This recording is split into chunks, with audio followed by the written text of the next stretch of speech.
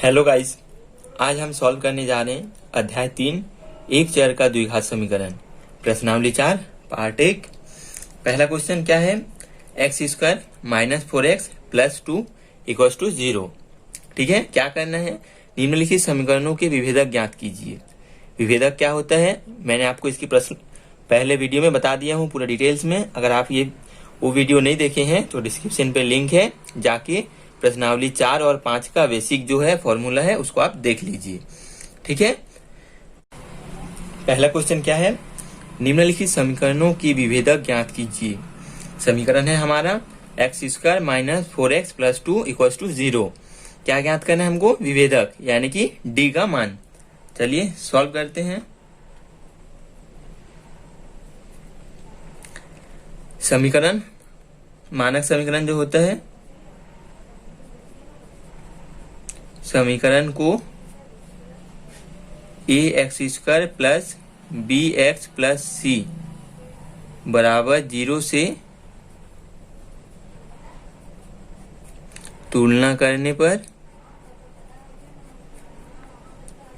ए बराबर 1, बी बराबर -4 और सी बराबर 2। फर्स्ट क्वेश्चन में आपको बस बता रहा हूं, आगे सीधा मैं एबीसी का मान लिख दूंगा। ठीक है, सेम ऐसा करना है हर एक क्वेश्चन को आपको। अब क्या करना है हमको? विभेदक यानी कि डी का मान निकालना है। तो डी बराबर हमारा फॉर्मूला क्या होता है? B square minus 4ac। इस चीज के बारे में इसके पहले वाला वीडियो में डिस्कस कर चुका हूं, आप जाके प्लीज उसको देख लीजिए, नहीं तो आपको पूरा प्रश्नावली में कुछ समझ नहीं आने वाला।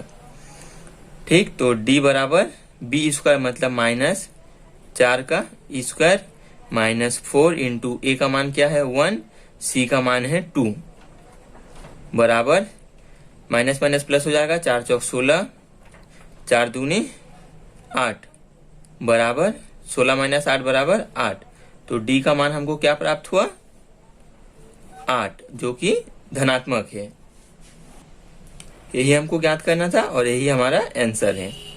इतना ही। विभेदक यानी कि डी का मान, इसी को हम विभेदक बोलते हैं। ठीक है, या विविक्तकर। विभेदक। ठीक है, बढ़ते हैं नेक्स्ट क्वेश्चन में।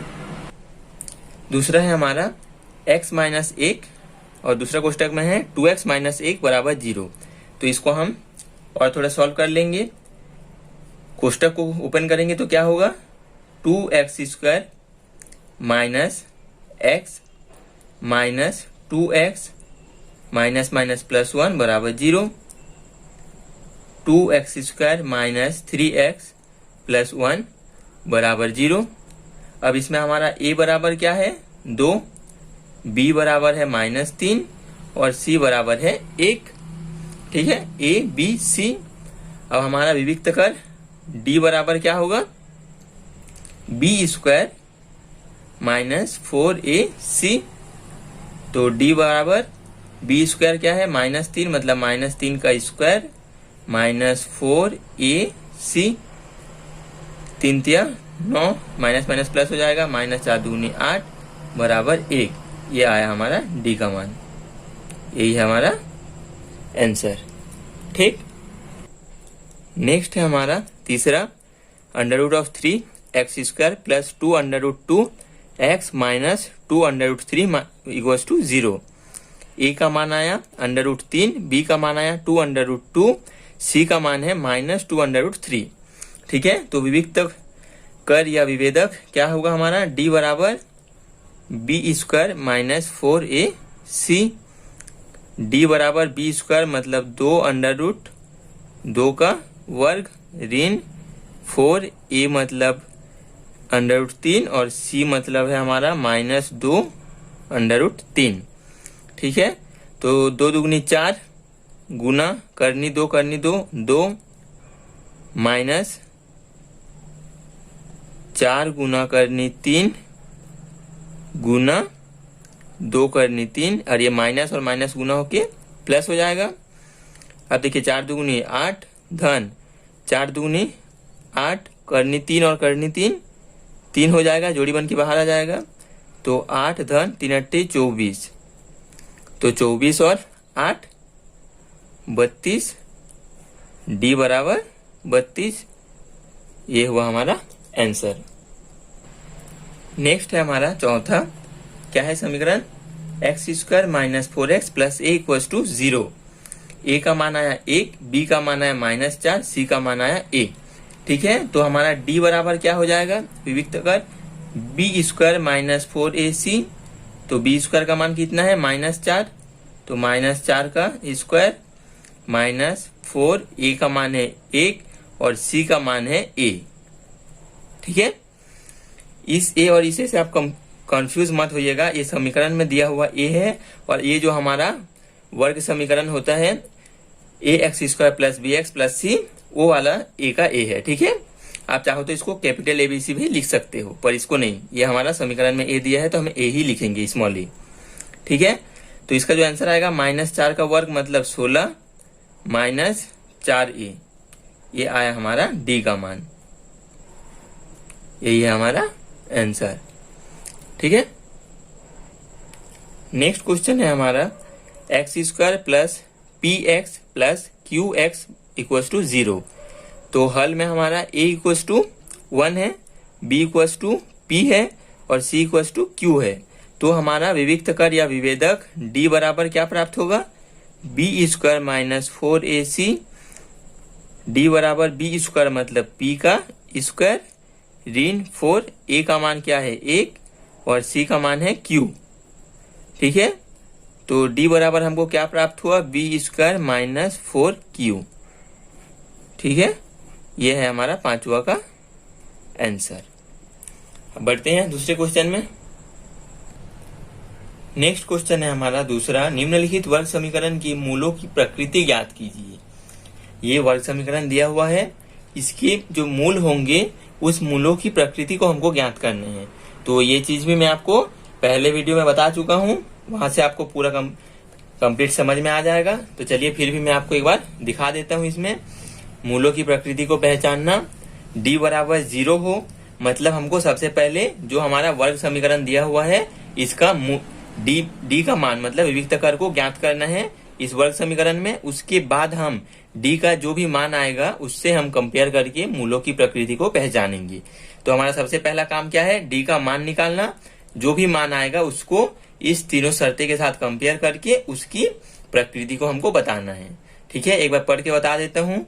d बराबर 0 होगा तो वर्ग समीकरण के दोनों मूल वास्तविक और समान होते हैं, और d अगर धनात्मक है तो d 0 से बड़ा है मतलब धनात्मक है, तो वर्ग समीकरण के दोनों मूल वास्तविक और असमान होंगे।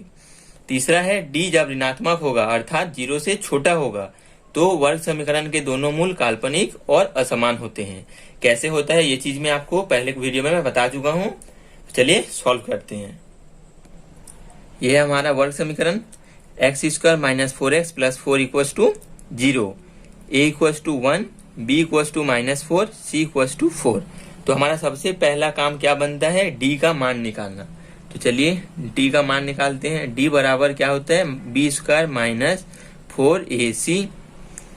तो d equal to b square मतलब -4 का स्क्वायर -4ac।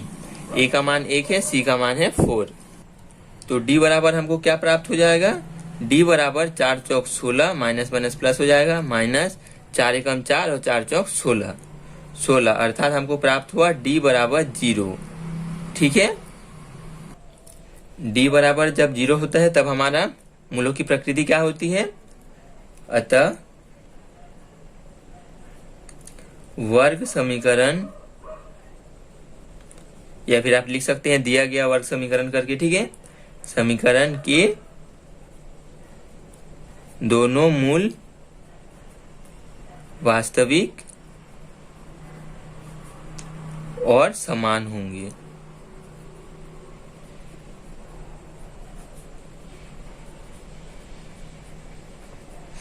ठीक है, अब आते हैं दूसरे क्वेश्चन में।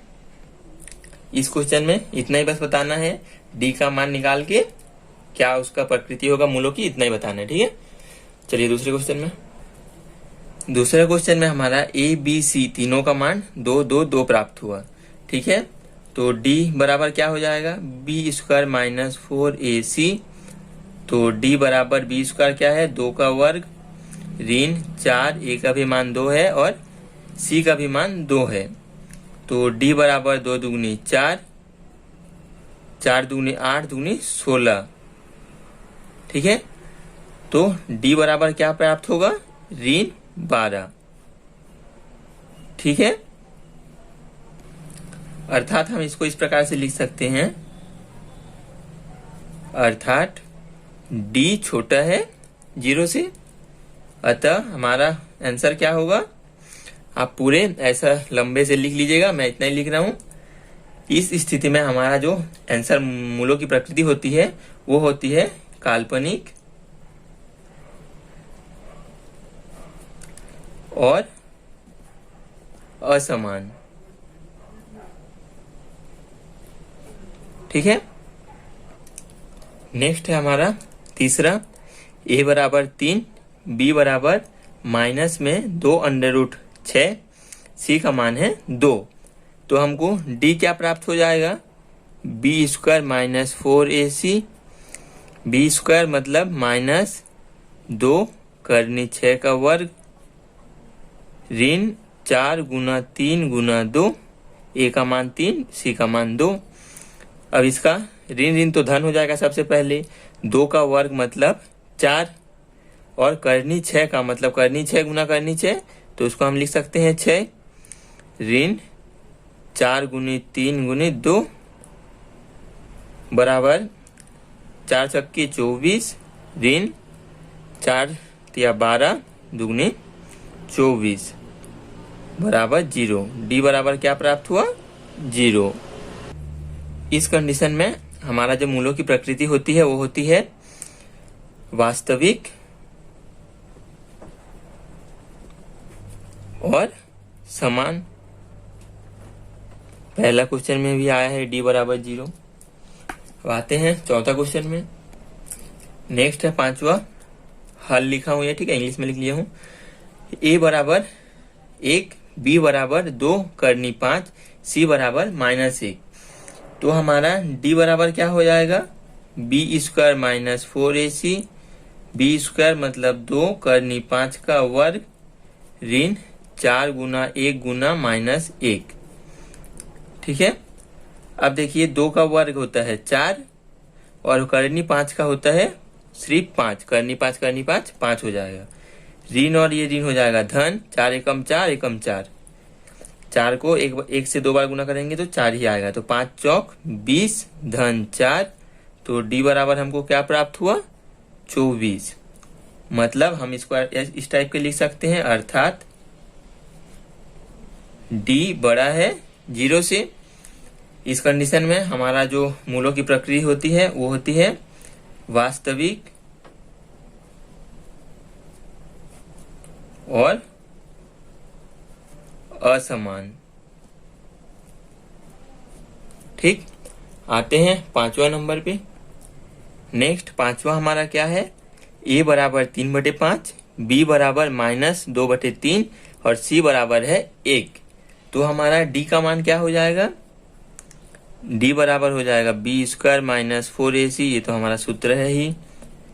बी स्क्वायर मतलब -2/3 का वर्ग -4, ए का मान कितना है 3/5 इंटू सी का मान तो 1 है।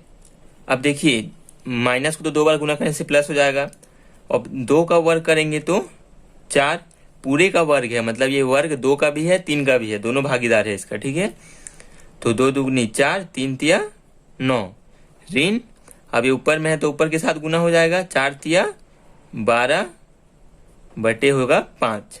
ठीक है, अब इसके बाद होगा लस लेंगे तो 5 9 पंचे 45, 5 चौक 20 ऋण 12 नियम होता है 108।